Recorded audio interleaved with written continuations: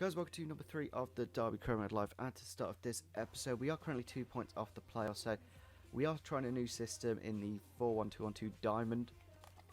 Want to see how well we do with that. You guys did suggest some players in between the last episode and this episode, so I've decided to add a few centre-backs, youngsters, mainly under like 20-ish years old. One player that you guys did suggest was Michael Keane from Burnley, and now I don't think I'm going to make this signing until we get to the Premier League, just because realistically it's not going to happen. And I know the Mbappe-Lottin deal wouldn't have happened, but I feel like we don't really need a centre-back for the time being, but I think he will be one of the first targets I will go for when we are promoted. Another player is Ashley Young. Now this one's a little bit more realistic just because he's not really playing at Man United. He is on a lot of wages though. He is quite versatile, can play on either wing of course, just over 80 pace and very good crossing ability of course.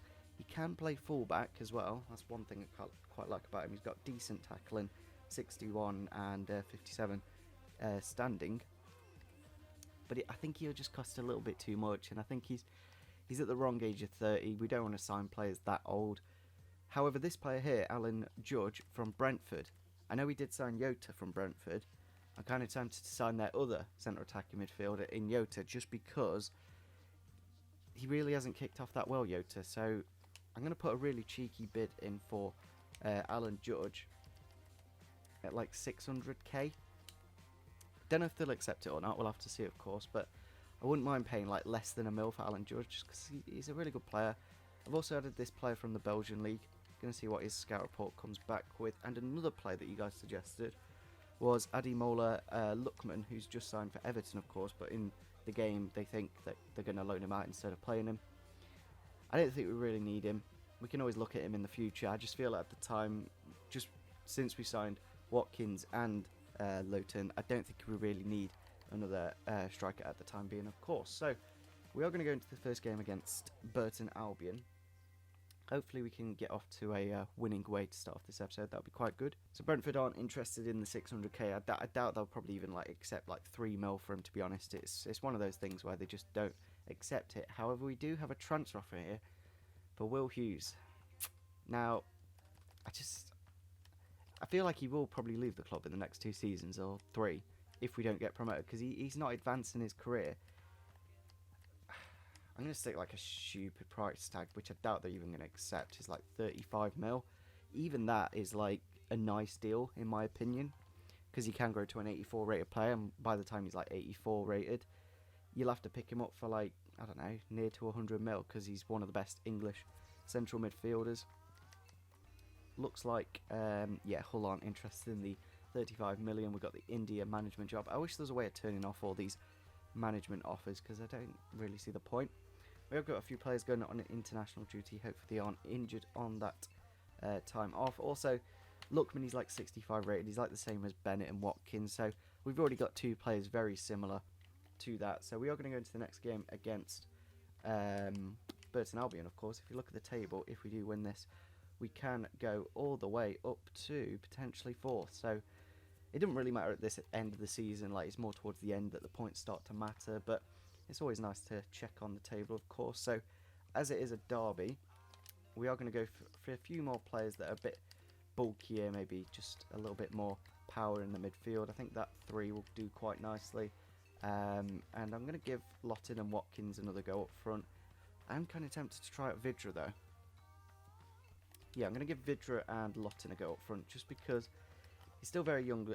Watkins, not the best stamina as well, only 64, so we don't want to use him too much. I know Vidra's not too much better, but yeah, I think we'll go with that. Looking at the Burton team then, they have got Tom Naylor, Brayford, obviously former Derby players of course. Naylor wasn't really much of a player, but he did play every now and then.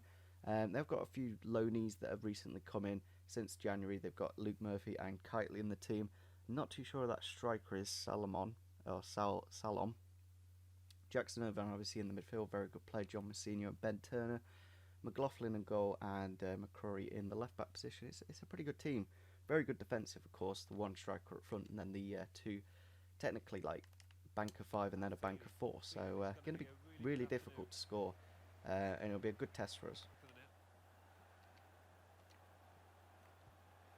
Ball there through for Tom Naylor. And he's found the back of the net just like that again. Like, I don't know, the holding midfielder is not quite in the place I want him to be in this formation, and the former Derby County man has scored against us. It always seems to happen. Like, I think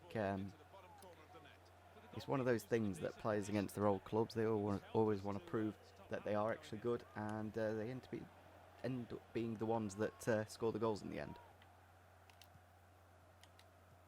Here we go, ball through for Ince. Can he get the finish though? Ah, he's hit it at the bar. I thought he'd just like finesse it into the top corner, but he's got a little bit too much on that. Yeah, he's kind of got under it and hit that one wide. Can we get the shot off with Vidra? Keeper's made a really good save there. John McLaughlin. It took us a while to get that chance, but wasn't the best, to be honest. Ball through here for Chris O'Grady. Gonna have to bring the keeper out. He's made the tackle, but he's still in no man's land. We're gonna have to go for it again.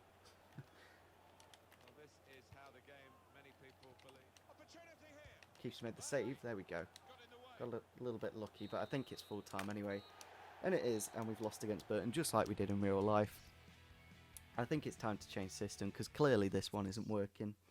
What I'm probably going to do is end up playing like Vidra, Lotin, and I'll show you in a sec basically what I'm going to do. So with that loss, I think it is time to change to the 4-2-3-1, just because I know it can work. I want to try something new, but clearly wasn't working. So what we're going to be doing is playing a few players out of position in a way, but they can play there.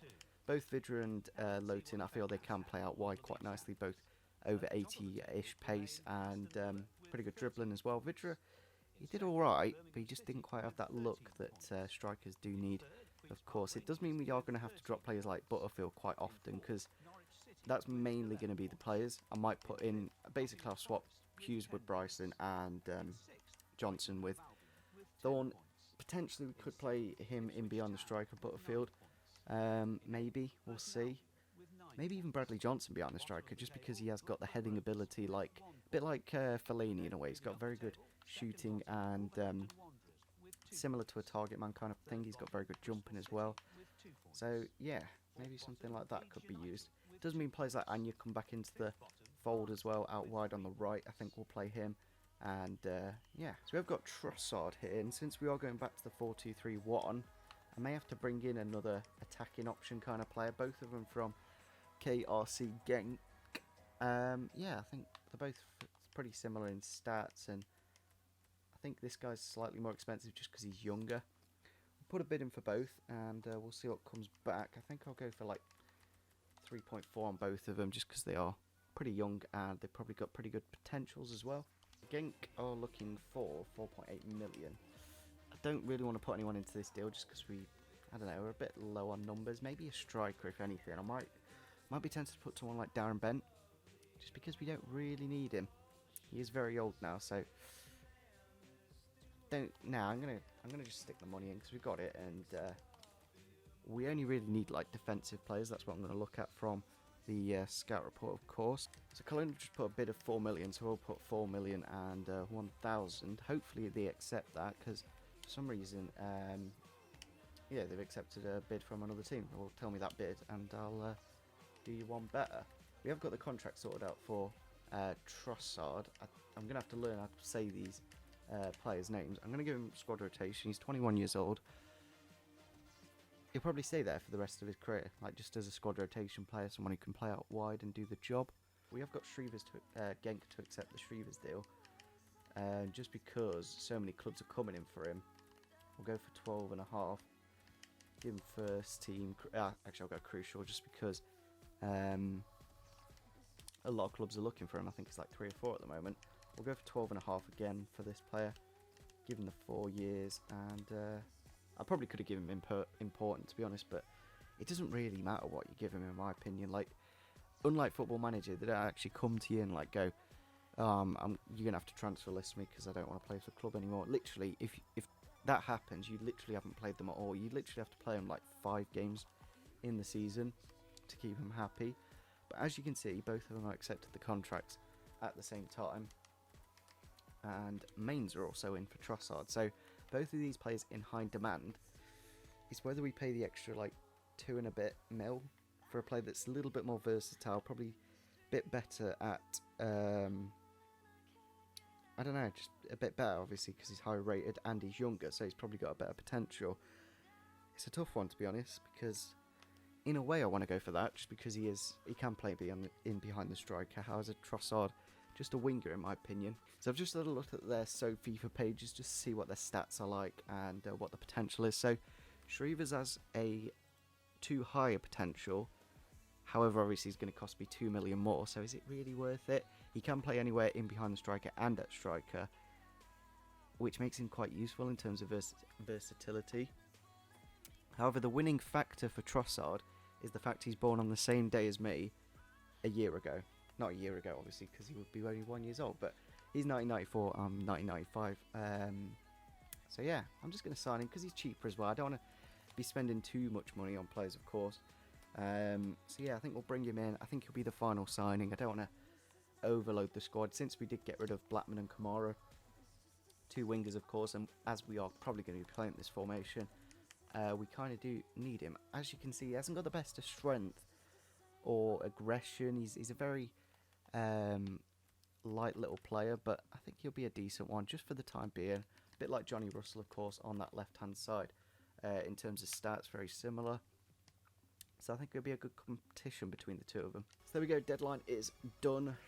Window is closed. Unfortunately, we couldn't get rid of Darren Bent, which is a bit of a shame because I don't think he's going to get that much game time. But we have got our scout report monthly thing. So we're going to have a look at that. We have got Stefano Rossi here, the left winger. I'm not too sure where he's come from, but he's got ridiculously good pace.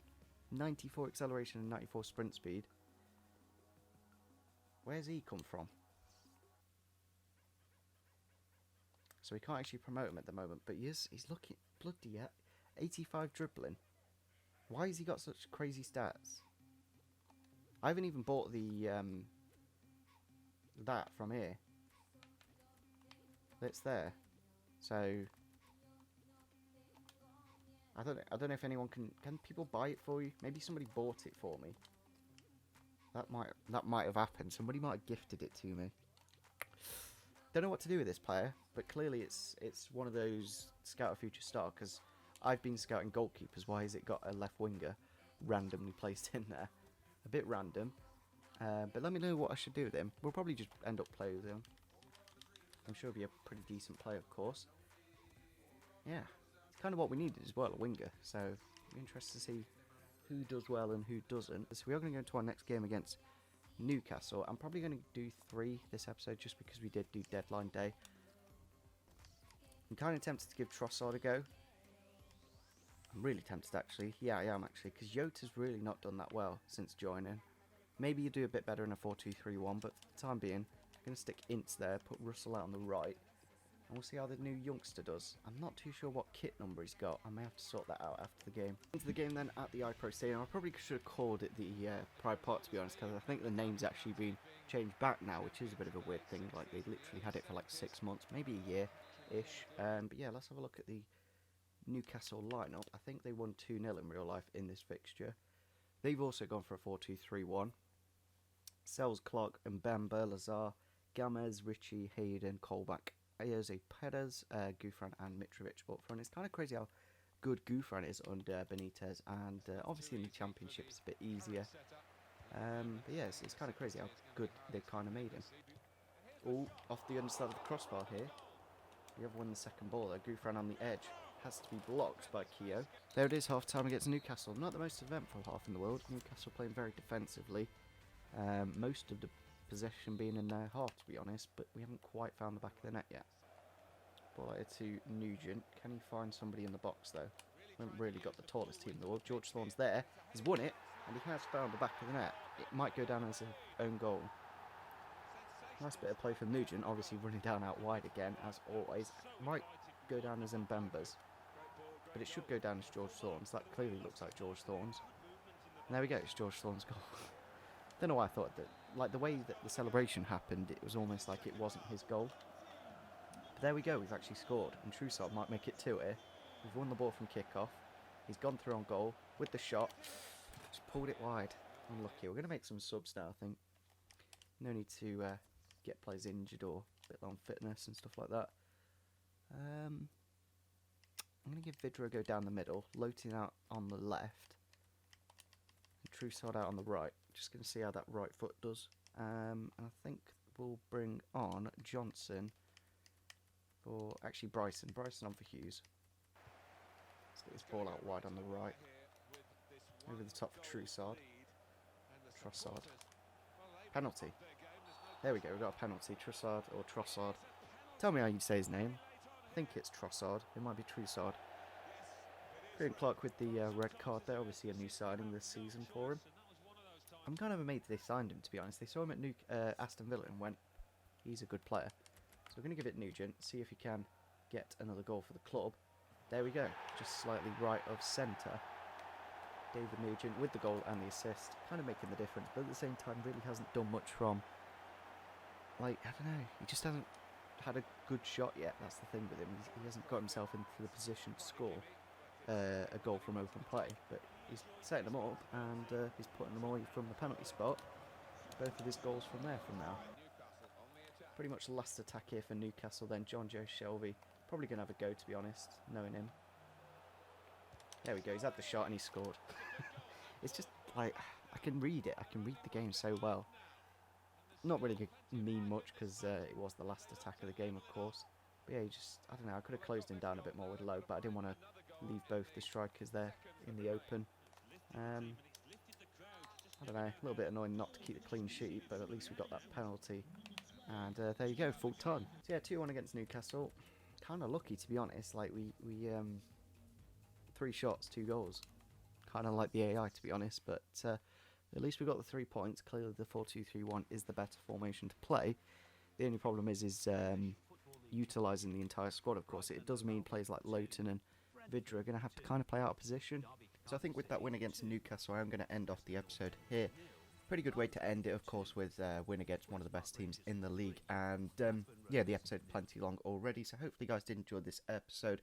Make sure to leave a like, subscribe if you're new to the channel, and see you soon. Bye.